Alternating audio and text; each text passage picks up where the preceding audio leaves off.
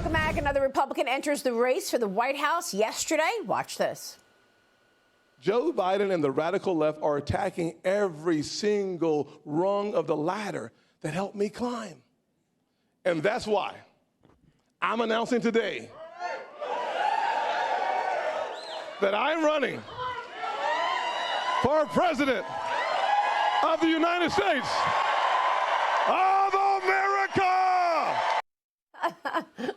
He is rallying up that crowd. South Carolina Senator Tim Scott kicks off his 2024 campaign with more cash on hand than any other GOP hopeful.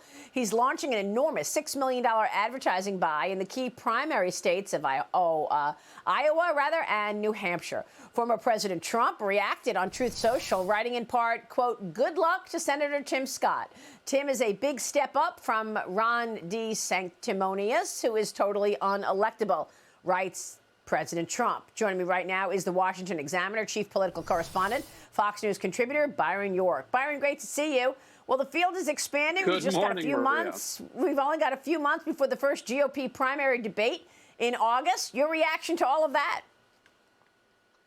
Well, we knew Senator Scott was going to get in. It was a pretty splashy opening yesterday. He's very well liked in Republican circles. If you go to South Carolina, where they don't really dump on politicians that much in interviews anyway, they'll say, you know, I really like Nikki Haley and I love Tim Scott. So they have this real deep feeling for him. On the other hand, if he does well in Iowa, he gets to his home state of South Carolina, where the former governor is running and where he's running, the current senator is running, and where Donald Trump is in the lead. It really actually makes for a very complex situation in one of the most important states of the Republican primary process. Well, it's also showing a real deep bench on the Republican side. We're waiting for Florida Governor Ron DeSantis to announce. We're expecting that perhaps this week. But let me just tell you that the governor is calling the NAACP travel advisory a stunt. The group, as you know, discouraging Black Americans from traveling to Florida. The NAACP is claiming that DeSantis' policies are openly hostile toward Black America. The organization's president said this about DeSantis yesterday. Watch this. We have to prepare for the next election so we can get rid of him once and for all. The othering that we have seen first by Trump, now by him, is not only un-American, it's dangerous, and we have to right-size this landscape. Well, what is he talking about? What specific policies are against Black America? You recently wrote about this when a travel advisory is partisan politics. Tell us about it. Well, this is openly political. I mean, what are the odds that they would issue a travel advisory to officially begin his campaign for president? What a coincidence. And, you know, what's really extraordinary about this is the NAACP is warning Black Americans, don't go to Florida. It's too dangerous for Black Americans to go to. At the same time, they're issuing this warning. Thousands of Black Americans are moving to Florida. They're going to live there.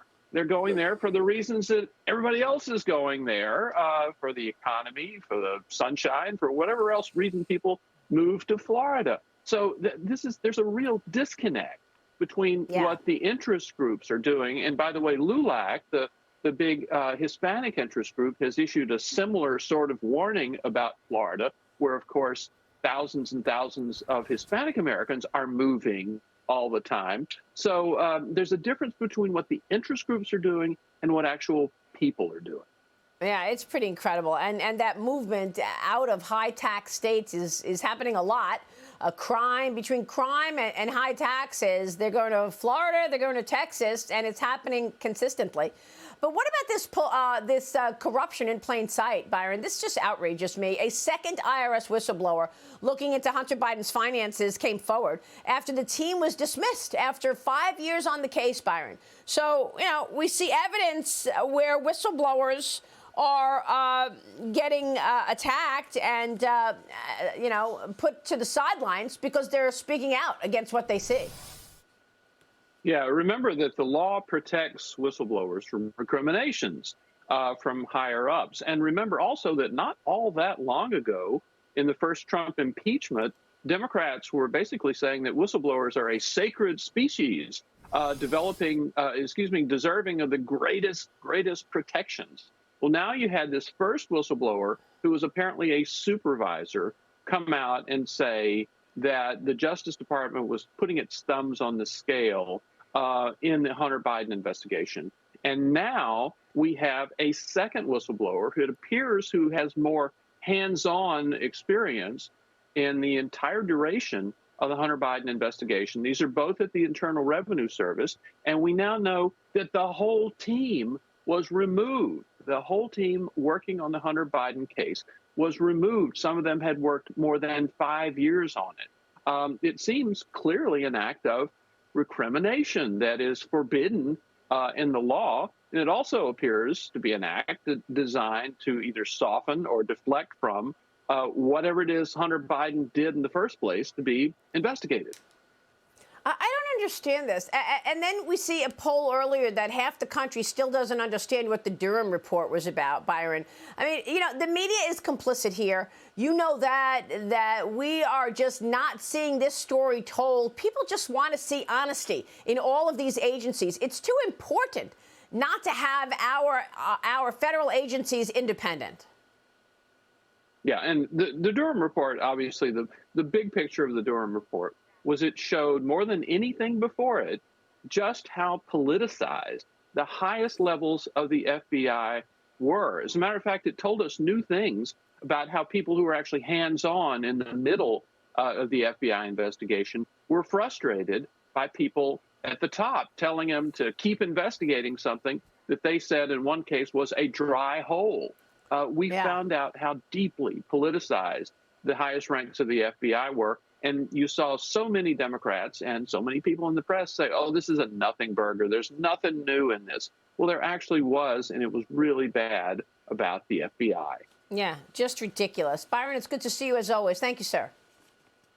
Thank you, Maria.